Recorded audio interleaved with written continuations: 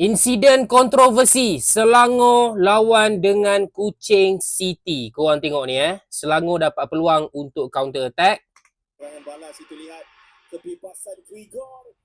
Okey, 1-on-1. Bolehkah dia gol? Okey, keeper berjaya menepis and keeper kena lagi. Kedua-dua pemain Selangor dijatuhkan. Persoalannya, adakah keeper dapat menepis bola ataupun menepis kaki? Sama-sama kita tengok. Tidak ada foul Ref kata tak foul Padahal ada dua insiden yang agak orang kata apa, patut check dengan VAR lah kan. Yang pertama, keeper okey, tangan keeper kena bola. Bagi aku yang first fall ni clear.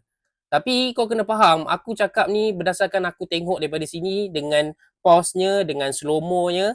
Ref, dia nampak daripada belakang dengan confident-nya dia kata tak fall Tapi yang ini memang tak fall. Yang kedua. Kaki dah kena tu bang. Kaki dah kena dah tu. Okay, ni tak ni. Oh, nampak tu. Okay, ni. Yang tu. Kaki dah kena dah tu. Keeper dah tackle member dah tu. Yang ni tak fall sebab apa? Keeper kena bola. Yang pertama. Okay, ref nampak fine. Ref dekat je, okay. Yang kedua. Yang ini. Ini memang fall lah. Ini untuk aku dan aku rasa ramai setuju yang ini fall. Okay, bukanlah penalti sebab luar kotak, tapi bila macam ni, keeper sepatutnya dilayangkan kad merah. Cih, aku dah macam referee kampung dah kan.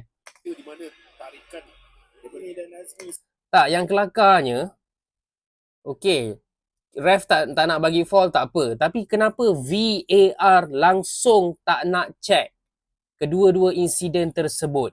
Kenapa? Adakah VR punya bilik kosong? Ramai dah pergi moreh ke apa?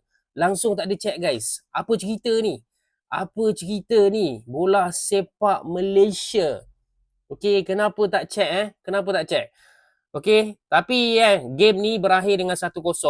Nasib baik Selangor menang dalam game ni. Cuba bayangkan kalau keputusan berakhir dengan seri ke, Selangor kalah ke. Of course, pemain-pemain Selangor, penyokong-penyokong Selangor akan protes pasal insiden-insiden tadi. By the way guys, kalau korang tengok game ni walaupun berakhir dengan 1-0, tapi banyak betul try, banyak betul chances. Sepatutnya game ni boleh jadi 3-2 ke 4-3 kan. Sebab game ni memang best sebenarnya. Banyak sangat chances. Kedua-dua keeper perform. Okay, itu saja guys. Korang komen pendapat korang dekat bawah. Adakah keeper tu patut dilayangkan kad merah ataupun tidak? Kalau beli ni, memang jimat sangat. Boleh bancuh banyak kali.